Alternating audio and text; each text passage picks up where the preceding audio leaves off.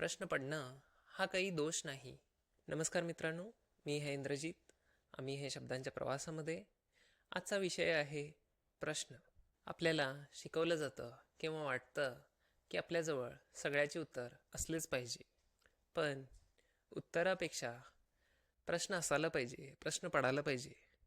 प्रश्न म्हणजे विचार करणं आहे, काहीतरी शोधणं आहे, काहीतरी नवीन गोष्टी समजून घेणं आहे.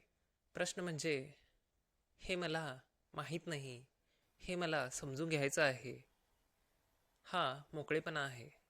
प्रश्न पडणं हा काही दोष नाही किंवा हा काही कमीपणा नाही.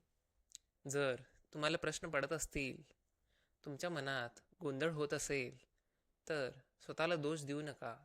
तुमचं मन मोठं होत आहे, शिकत आहे, पुढे जात आहे. हा विषय तुम्हाला आवडला असेल तर तुमची प्रतिक्रिया सांगा.